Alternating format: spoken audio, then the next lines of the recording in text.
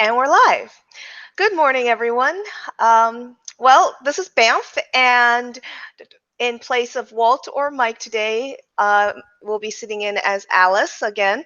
Walt was trying to show up, but things happened, so he's going to be here in spirit. Today we have Alfred Paige, and in theory, we will also have Nick Garber. He's running a bit late. And we were going to be talking about the new Kickstarter for Apogee called C.H.E.S.S. It is going to be for issue number 2. Before we get started, I just want to remind everyone, this is a personal invitation to everyone to come join us on our Discord servers. We have the Banff Discord, which is discord.me/Banff Podcast, and we have the sister Discord for Supers system, which is discord.me/SupersRed.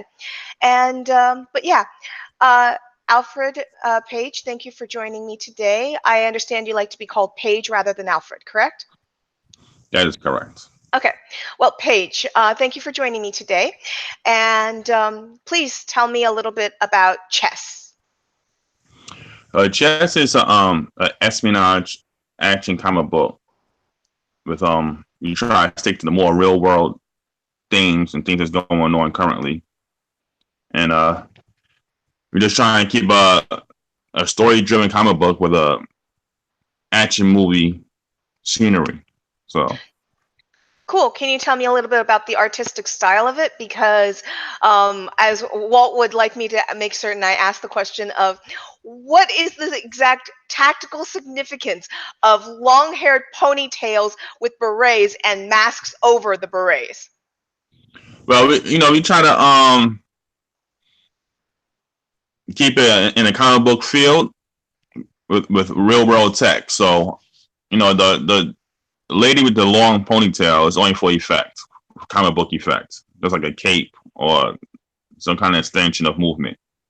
So being that she's the martial artist of the team, we just want a way to highlight her movements and just bring that extra credit to her character. Okay. And no, go ahead, please. And the mask and she holds, those are actually true items that they have, like gas mask, stuff like that, so for controlled breathing and stuff like that. So it's just putting the design together. Okay. Can you tell us a little bit about the plot without too many spoilers? Give us a kind of direction and idea about where the plot is and where the plot is going, so that people have an idea when they go and pick up the product. Well, the team itself is a act on your own team. So the guy that runs it, Avery Davis, who is a strategics expert, or terrorism expert. Instead of waiting for certain laws or the government to act on certain things, he just put himself in the position to act on things that he felt needed to be acted on. So in doing that, he put his own team together without nobody knowing. He used his own resources to put his own team together. So it's a kind of Black Ops team that nobody knows about. The Black Ops team that just acts out on his own personal agendas. And putting this team together, and they take on these personal agendas. But in this particular storyline, he brings on a friend, brings some information to him, Errol Schaefer, about a businessman that's selling weapons that has a kill switch to him. So he could shut the weapons down at any time, and he's using that to monopolize, everything from governments to outland bands of terrorism. So cool. He sends the team to go investigate this businessman. Everything starts turning kind of crazy. Cool. Well, so I don't know if you have much of a gaming background, but a lot of our viewers are big gamers. And so one of the things I was waiting on Nick to ask, but let's see if you can, I don't know about your gaming background. Is for chess, what there was talk about the fact that it would be a really great RPG setting. So what elements of the Apogee setting do you think are really engaging for role players if they want to try and adapt that to the gaming setting? Well, the thing about chess, because it's real world, if you follow games that's been done like that, like of course, the Rainbow Six, Metal Gear Solid, and those games like that, the first person games of military tactics, those characters could fit into that world easily. You know what I mean? And then I watched some of that. I used to have a friend that used to play the earlier versions of Metal Gear Solid and be so good at it, how you can control the character so well. I was never good at gaming myself, outside a basketball game or something like that. So I'm not really a gamer. But my friend, he used to play these characters so well, and he's really able to control the game. It's almost like watching a movie when he plays it. So I use those aspects to get some ideas of a more real world setting in the comic book than the average, the Avengers and the Blasting and those type of teams that come along. That's everybody got superpowers and everybody just go blast through walls and all these mega style powers. I want to put a more realistic theme to it. Yeah, a lot of our viewers are focused in on tabletop gaming over video games. Not to say that they don't play video games, but but that's really cool. And so that is actually something interesting. So you're saying that chess is more G.I. Joe and less superhero.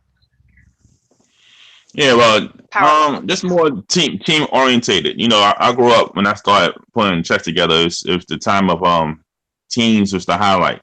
So you had all these teams. You had G.Force, Thundercats, and all these cartoons that showed team dynamics. But even X-Men, the highlight. So the highlight. Do the characters have superpowers? They don't. None of the characters have superpowers. Okay, they all have a particular skill. Okay, so more G.I. Joe, less superhero. Okay, cool. Yeah. Cool. Well, is there anything else you want to add to to tell people more about it? It's just that of course the first issue is well received. Thank you for everybody who did read the first issue. And that is the setup. The first issue is really just to set up the ongoing story. It's a 5-issue miniseries, and the action's just getting started. We got a lot of twisted plots coming in the storyline. So, it really gets heavy in issue 2 with the action, but it turns into a wild ride of action throughout the next couple of issues.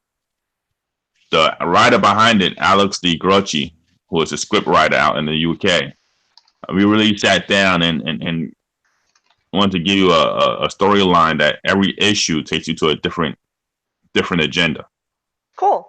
It starts off with the reason why they're there, but every issue starts off with a different agenda, and you start to see the twisted plots, and not everybody can be trusted.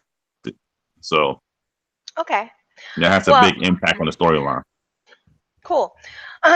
Excuse me. Well, unfortunately, it doesn't look like Nick is going to be able to show after all with his delay. So I'm going to have to skip some questions. As you said, he covers as you said, you're the developer of C.H.E.S.S, but he deals with a lot of the other stuff for Apogee. One last question I did have for you specifically, though, for both of you was the fact that what I noticed that. Excuse me.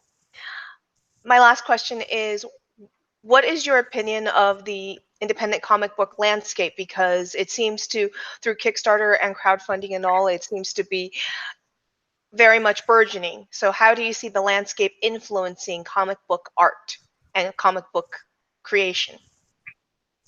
I mean, I think to see it getting bigger. I mean, every day you just meet more and more people that's into comic books, and those developments, now that they have a avenue to get those creativities out through Kickstarter and through their own projects, you're just going to see it growing as every generation comes up, especially now because it's so in front of you with the movies and everything's based on comic books. So the base of everything that's successful right now is all comic books. The movies is expansion right now with the Avengers, DC movies, and independent movies becoming major movies. So I see it growing bigger and bigger. Cool. Well, then I think that's it for us. Again, this is about the chess Kickstarter for Apogee Comics. Apogee Comics happens to be a friend of Banff's, Walt's, and so we wanted to just kind of highlight it a little bit and get people to go take a look. You can find it on Kickstarter. Chess is spelled C period H period E period S period S period. Oh, and before we go, why don't you tell them what chess stands for, Paige? Command headquarters of espionage strategic strikes. Thank you very much. Well, this is Banff signing off for today then.